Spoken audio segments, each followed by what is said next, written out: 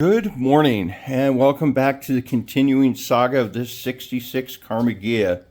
Today the plan is to get it on jack stands and start going through the brakes. But before I do that, I want to grab this shifter knob because part of the deal when I purchased this car was that Bruce wanted this shifter knob back. It has some sentimental value. And this week, since I'll be down at the workshop the second half of the week, I'm going to try to reproduce that in walnut. It fits in the hand really well, especially with that threaded rod bent and just the positioning of it. So that's the first task today. And then we're going to try to get these wheels off, get her jacked up, and just kind of go from there. I have never jacked up a Karmann Ghia before, let alone this one, so not exactly certain what's going to happen, but yeah, we're going to do our best and let's get underneath, see how crusty it is, and let's go. Quick note is I'm loosening lug nuts on the driver's side. This looks like maybe a stud has been changed. Not exactly certain, but thought I'd throw this out here. When my partner Anna and I moved into this cute little bungalow recently, there was a parking block here, and I'm going to use this parking block to block the tire as I jack this up. So I'm jacking up the front. First real time I've taken a really close look at things underneath the car. You know, it looks like this front bumper is held on by that bolt basically to the whole tilt front end mechanism.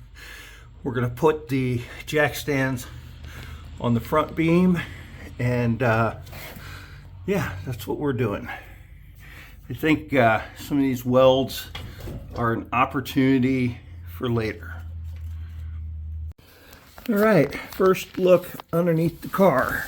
So you see the back half of the floor pan is trashed on the passenger side. Driver's side's not too bad. These sills look to be okay. There's some coating on here at one time. All of that looks like it could be touched up weld wise. I'll have to take a closer look at that side over there. But so far underneath it looks pretty cool. The skid plate underneath this car is something else. It's really super cool. I don't know if you can hear the geese flying south. They are going by.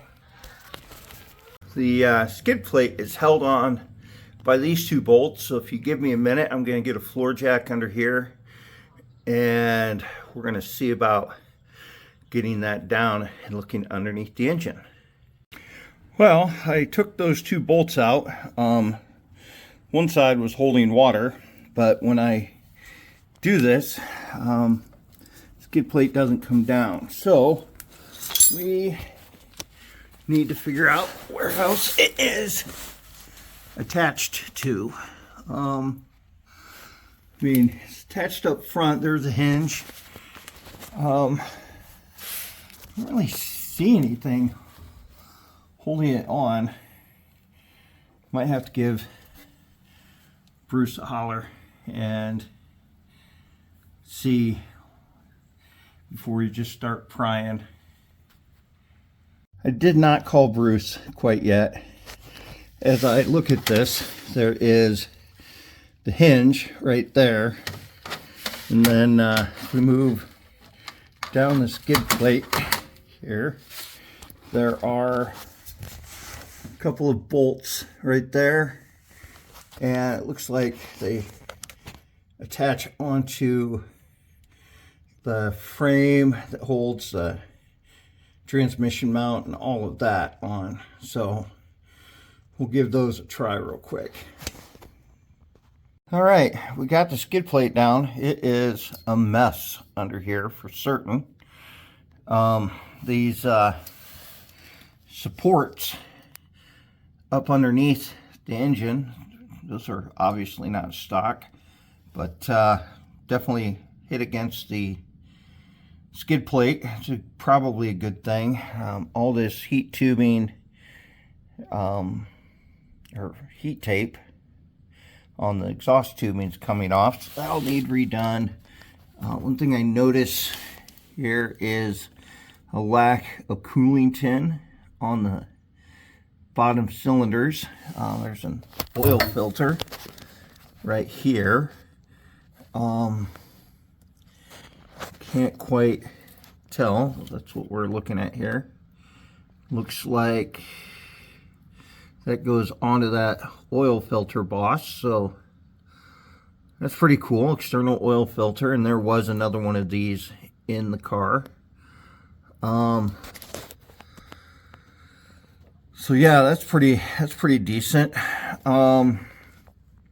It's a mess. I do notice that there are this pressure relief boss, so there's two pressure relief, so it's a dual pressure case. I learned about that from Mike FN Garage YouTube videos. Yeah, we'll take a closer look at the engine in the engine bay real quick. Okay, let's take a closer look at the engine now that we've seen the underside. You've got a fairly new carburetor. We've got US fuel line that needs replaced. That battery is leaking, and they are dead. Both of them are dead. And we knew that. Everything looks to be, I have no idea, really. I don't know if stock or not, but you've got these oil coolers lines coming out of here.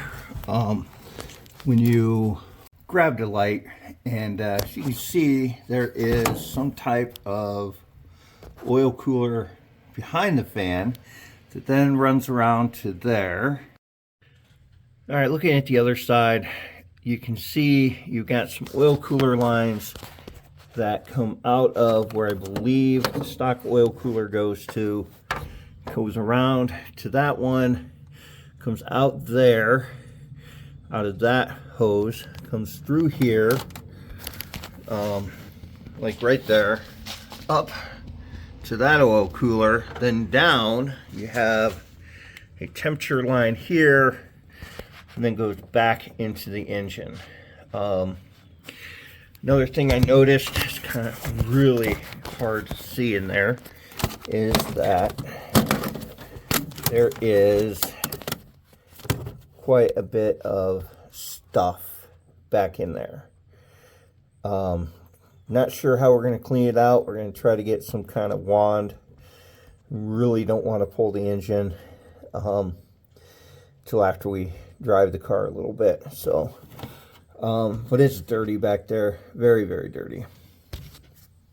Before we get cleaning the engine though, I do want to start cracking these bleeder valves so that we can get an idea of what we need brake wise.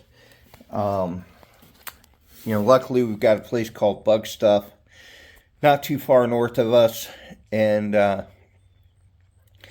great resource. So we'll be evaluating what we need brake wise, and then kind of doing some cleaning. The thing I did was crack the bleeders. All of the bleeders have fluid going through them. The second thing I did was pull the right front passenger side brake. So far things actually look pretty good. You know, there's grease. It's a little dirty, but it has grease.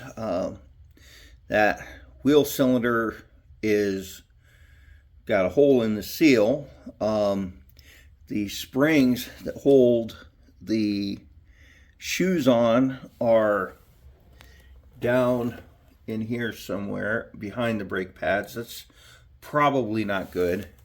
Some spiders have been living in here. The star jesters are remarkably free.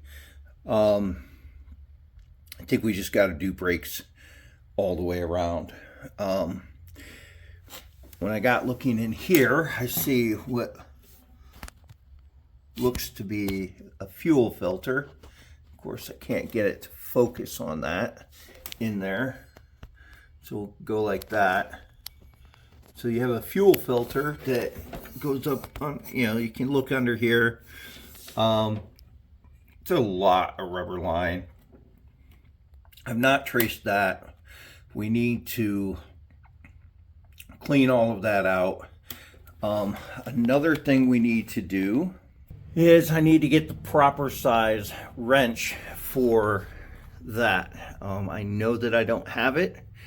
So we will find out what size that is, and we'll get that. We'll get brakes all the way around because we might as well.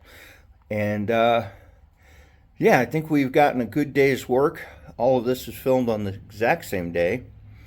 So yeah, thank you for paying attention to the build today. Gotten a lot taken apart. Got a lot to clean up. I am pretty happy with what we got done today. Ta-ta for now.